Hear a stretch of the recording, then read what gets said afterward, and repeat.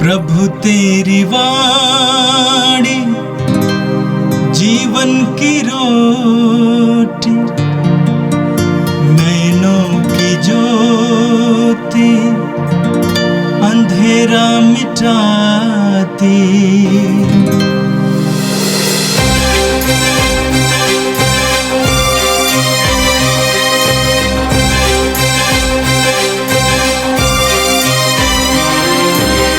प्रभु तेरी वाणी जीवन की रोटी, नैनों की ज्योति अंधेरा मिटाती।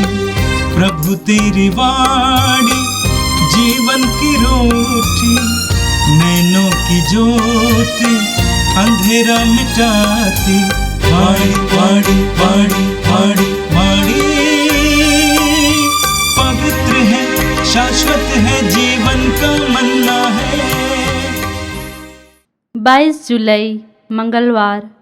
पहला पाठ सर्वश्रेष्ठ गीत, अध्याय 3, वचन संख्याएं 1 से 4। दुल्हन या कहती है, मैं रात को अपने पलंग पर अपने प्राण प्रिया को ढूंढती रही। मैंने उसे ढूंढती रही किंतु पाया नहीं। मैं उठकर नगर का चाकर लगाऊंगी। मैं गलियों तथा चौकों में अपने प्राण प्रिया को ढूंढूंगी। मैं उसे ढूंढती रही किंतु पाया नहीं। नगर का पहरा लगाने वाले पहरेदार मुझे मिले। क्या आप लोग ने मेरे प्राण प्रिया को देखा? उनसे आगे बढ़ ही रही थी कि मैंने अपनी प्राण प्रिया को पा लिया। या प्रभु की वाणी। संत यूहन्ना के अनुसार प्रभु यीशु का पवित्र सुसमाचार, 20वां अध्याय, पद संख्याएं 1 और 11 से लेकर 18 तक। मरियम मगदलेना सप्ताह के प्रथम दिन तड़के मुँह अंधेरे ही कब्र के पास पहुंची। उसने देखा कि कब्र पर से पत्थर हटा दिया गया है। मरियम कब्र के पास बाहर रोती रही। उसने रोते रोते झुककर कब्र के भीतर दृष्टि डाली और जहाँ यीशु का शव रखा हुआ था वहाँ उजले वस्त्र पहने 2 स्वर्गदूतों को बैठा हुआ देखा, एक को सिरहाने और दूसरे को पैताने। दूतों ने उससे कहा, भद्रे, आप क्यों रोती हैं? उसने उत्तर दिया, वे मेरे प्रभु को उठा ले गए हैं और मैं नहीं जानती कि उन्होंने उनको कहाँ रखा है। वो यह कहकर मुड़ी और उसने यीशु को वहाँ खड़ा देखा, किंतु वो उन्हें पहचान नहीं सकी। यीशु ने उससे कहा, भद्रे, आप क्यों रोती हैं? किसे ढूंढती हैं? मरियम ने उन्हें माली समझकर कहा, महोदय, यदि आप उन्हें उठा ले गए तो मुझे बता दीजिए कि आपने उन्हें कहाँ रखा है और मैं उन्हें ले जाऊंगी। इस पर यीशु ने उससे कहा, मरियम। उसने मुड़कर इब्रानी में उनसे कहा, रब्बोनी, अर्थात गुरुवर। यीशु ने उससे कहा, चरणों से लिपट कर मुझे मत रोको। मैं अब तक पिता के पास ऊपर नहीं गया हूँ। मेरे भाइयों के पास जाकर उनसे यह कहो कि मैं अपने पिता और तुम्हारे पिता, अपने ईश्वर और तुम्हारे ईश्वर के पास ऊपर जा रहा हूँ। मरियम मगदलेना ने जाकर शिष्यों से कहा कि मैंने प्रभु को देखा है और उन्होंने मुझे ये संदेश दिया। यह प्रभु का पवित्र सुसमाचार है। क्रिस प्रभु की जय। रोज़ की रोटी के मेरे प्रिय श्रोतागण, आज माता कलीसिया संत मरियम मगदलेना का पर्व मनाती है। मरियम उसका पहला नाम है और दूसरा नाम मगदलेना। इस नाम का नामकरण इसलिए हुआ कि मगदला नामक शहर की वो निवासी थी। उनका जन्म उसी शहर में जो गलील के झील के बगल में तिबेरियुस शहर के पास मगदला गांव में हुआ था। मगदला गांव मछुआरों के लिए प्रसिद्ध गांव था और मरियम वो व्यक्ति है जो यीशु के प्रथम शिष्यों में और विशेषकर प्रथम महिला शिष्याओं में सबसे प्रमुख है। मरियम मगदलेना के बारे में बहुत सारी चर्चाएं हैं और बहुत सारी गलत बातें भी बताई गई है। कुछ लोगों ने मरियम मगदलेना पर उपन्यास लिखा, कुछ चलचित्र बनाए गए और उनमें से बहुतों में मरियम को एक सेक्स वर्कर, एक वेश्या, पापिनी स्त्री और यहाँ तक कि यीशु की प्रेमिका और कहीं कहीं यीशु की पत्नी का भी नाम उन्हें दिया गया है। बहुत सारे गलत संदेश मरियम के नाम पर फैलाए गए हैं। तो मरियम मगदलेना वास्तव में कौन थी? क्या मरियम मगदलेना ही बथनी की मरियम है? क्या वो मार्था और लाजरुस की बहन है? क्या वो पापिनी थी? तो मरियम को लेकर ये सारे सवाल उठते हैं। लूकस के सुसमाचार के 8वें अध्याय के दूसरे पद में हम मरियम के बारे में सुनते हैं, यीशु नगर नगर और गांव गांव घूमकर उपदेश देते और ईश्वर के राज का सुसमाचार सुनाते रहे। 12 प्रेरित उनके साथ थे और कुछ नारियां भी जो दुष्ट आत्माओं और रोगों से मुक्त की गई थी।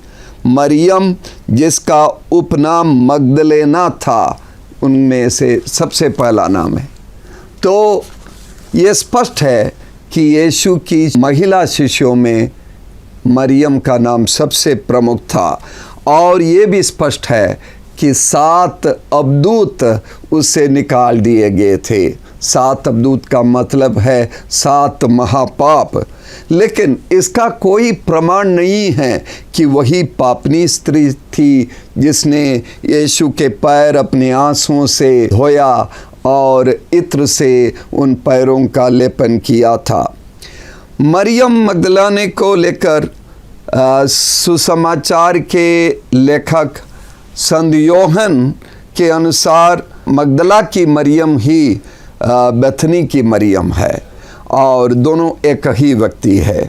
और चूंकि योहन का सुसमाचार बहुत बाद में लिखा गया था, सन 90 के बाद, इसलिए योहन या उनके शिष्यों ने अपनी स्मृति से, जो कि शनै शनै क्षीण हो गई थी, उस स्मृति से लिखी गई थी। और योहन ये भी बताते हैं कि इसी मरियम ने ही यीशु के चरणों पर बैठकर उनके वचनों पर मनन चिंतन किया था और जिसके लिए यीशु ने कहा था कि मरियम ने सही स्थान चुन लिया है। पूरब की कलीसिया मरियम मगदलेना और बथनी की मरियम दोनों को अलग अलग व्यक्ति के रूप में पहचानती है और दोनों को अलग अलग रूप से उनका सम्मान और आदर करती है। मरियम मगदलेना वो व्यक्ति है जो यीशु की माँ मरियम के साथ कलवारी पहाड़ पर क्रूस के नीचे खड़ी होकर यीशु के क्रूस मरण के साक्षी बन जाती है और माँ मरियम के अंदर की व्यथा को वो साझा करती है और यीशु को निहारती रहती है। माँ मरियम का सहयोग करती है, उन्हें साथ देती है। मरियम मगदलेना यीशु के दफन की भी साक्षी थी और बाद में उस पवित्र रविवार के भोर में यीशु ने सबसे पहले मरियम को दर्शन दिया और पेतरुस और योहन उस कब्र के पास आए थे, उन्हें दर्शन नहीं मिले। मरियम मगदलेना को यीशु के दर्शन प्राप्त करने का वो बहुत बड़ा सौभाग्य प्राप्त हुआ था। सन 1969 में कलीसिया ने ये माना कि मरियम को पापनी स्त्री कहना गलत था। हाँ, ये सही है कि 6वीं शताब्दी में मरियम मगदलेना को पापनी स्त्री कलीसिया ने घोषित की थी और उसके बाद पापनी से संत बनने की कहानी बन गई, तो ये गलती स्वीकार की गई। मरियम मगदलेना वास्तव में गहरे मनन चिंतन के नमूना है कलीसिया के लिए, क्योंकि वो क्रूस पर मनन करती है, यीशु के साथ चलती हुई मनन करती है, कब्र के सामने मनन करती है और यीशु के दर्शन पाकर मनन करती है और अपने भाइयों को उसकी खुशखबरी सुनाती है। माना जाता है कि मरियम मगदलेना की मृत्यु एफेसुस में हुई, लेकिन फ्रांस के लोग मानते हैं कि मरियम, मार्था और लाजरुस फ्रांस के दक्षिणी इलाके में आकर बस गए और वहाँ उन्होंने यीशु के सुसमाचार का प्रचार किया और बहुत सारे लोगों को यीशु के प्रेम के मार्ग पर इस नए पंथ में शामिल कराया। 19वीं शताब्दी में एक दस्तावेज की खोज की गई थी और उसे नाम दिया गया था मरियम का सुसमाचार, द गॉस्पल ऑफ मेरी।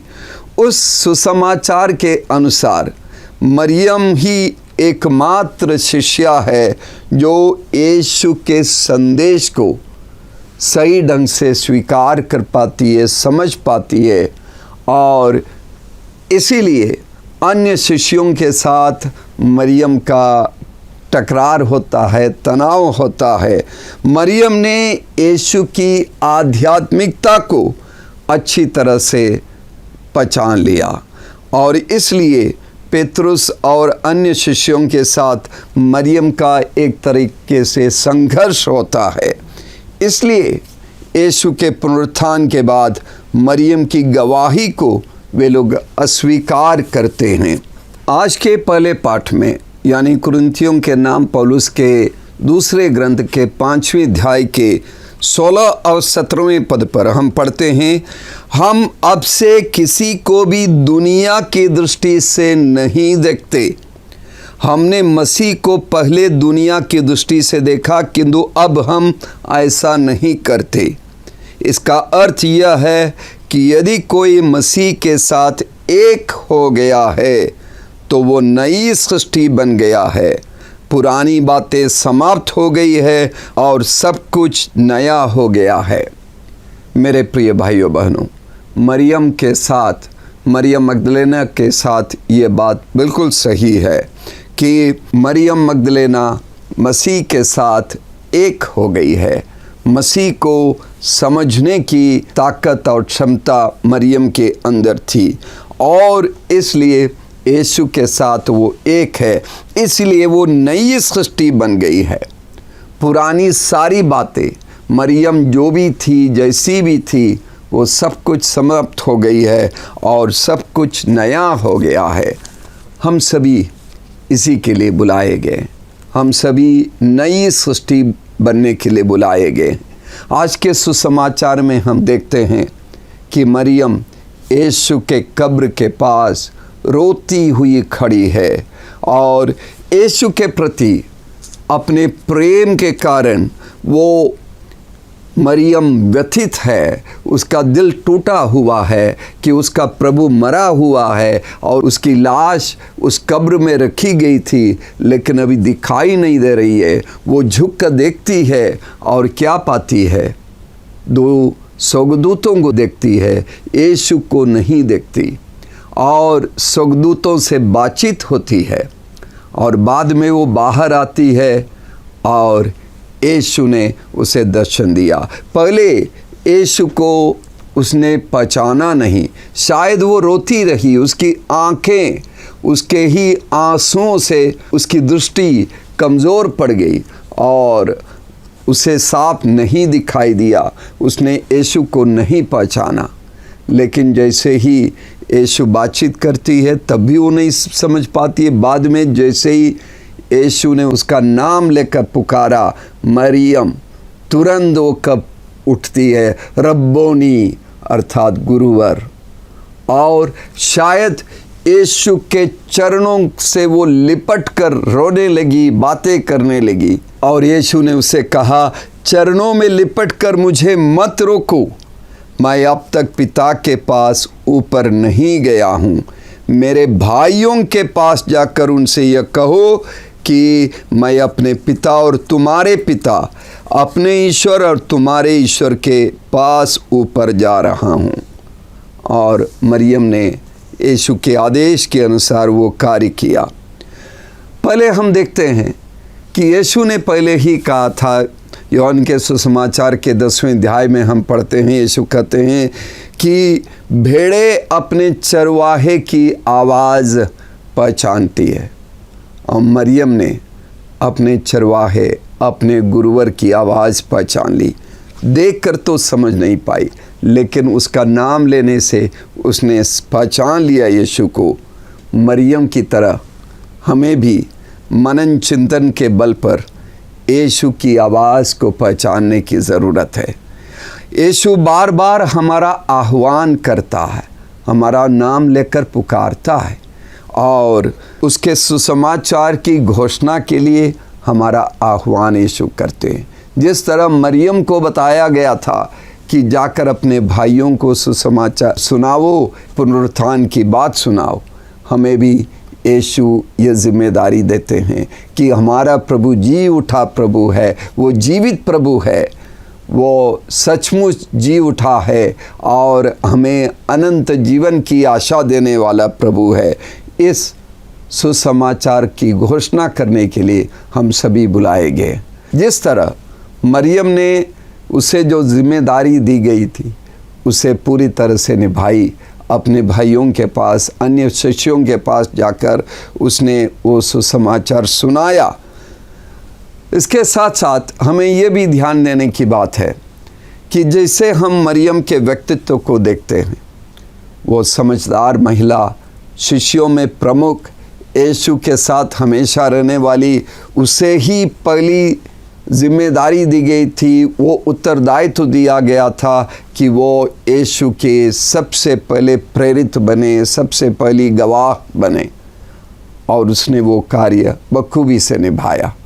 कलीसिया में महिलाओं का एक प्रमुख स्थान होना चाहिए, लेकिन पिछले बहुत सारे सदियों में चूँकि हम पुरुष प्रधान समाज में हैं तो कलीसिया भी पुरुष प्रधान समाज बन गया। और यीशु ने जो महिलाओं को जो उचित स्थान दिया, खास करके मरियम मगदलेना जैसे व्यक्ति को बहुत महत्वपूर्ण स्थान दिया, ये चुनौती हम सब के लिए है कि हम कलीसिया में महिलाओं को उचित स्थान दे, सम्मानजनक स्थान दे और महिलाओं को सम्मानजनक जिम्मेदारियां सौंपे। और महिलाओं की भी जिम्मेदारी बनती है कि वे जो स्थान यीशु ने मरियम मगदलीना को दिया था वो स्थान वे ग्रहण करे और वो भूमिका निभा ले जिसे यीशु ने मरियम को दिया था। यीशु के सुसमाचार की घोषणा को जिम्मेदारी के साथ अन्य लोगों को सुनाने की जिम्मेदारी, ये हम सब के लिए चुनौती है। आइए हम प्रार्थना करें। हे सर्वशक्तिमान प्यारे प्रभु परमेश्वर, हम सब के मालिक, हम तुझे धन्यवाद देते हैं। हमारे प्यारे प्रभु यीशु के लिए धन्यवाद देते हैं जो हमें समान दृष्टि से देखते हैं और हम सबको, पुरुषों को, महिलाओं को, सबको जिम्मेदारी देते हैं कि हम यीशु के गवाह बने और यीशु के सुसमाचार का प्रचार करें। हमें कृपा दे प्रभु कि हम इस जिम्मेदारी को निभाने के लिए सक्षम हो जाएं। हमारे अंदर की सारी कमज़ोरियों को, डर को, हमारी दुर्बलताओं को हमसे दूर कर हमारे अंदर वो क्षमता भर दे, हमें वो सामर्थ्य दे जिसके बल पर हम दृढ़ता के साथ निर्भीकता के साथ, हिम्मत और साहस के साथ कठिन परिस्थितियों में भी यीशु के सुसमाचार की घोषणा कर सके। हम उन सारे लोगों के लिए प्रार्थना करते हैं जो सुसमाचार की घोषणा में लगे हुए हैं। विशेषकर उन महिलाओं के लिए प्रार्थना करते हैं जो सुसमाचार के प्रचार में, सेवा कार्यों में, परोपकार के कार्यों में, धार्मिक कार्यों में लगे हुए हैं। उन सबको आशीष दे कि वो मरियम मगदलेना की तरह हिम्मत के साथ अपना कार्य कर सके। प्रभु तू उन सबको सुरक्षा दे, उन सब की देखभाल कर। हम सब के अंदर जो प्रेम और दृढ़ता और विश्वास और आस्था के साथ मरियम मगदलीना ने कार्य किया, वैसा प्रेम और दृढ़ता हमें भी बने रहे। ये प्रार्थना करते हैं ख्रीस्त हमारे प्रभु के द्वारा, आमीन। प्रभु तेरी वाणी जीवन की रोटी, नैनों की ज्योति अंधेरा मिटाती। वाणी वाणी वाणी वाणी वाणी पवित्र है, शाश्वत है, जीवन का मन्ना है।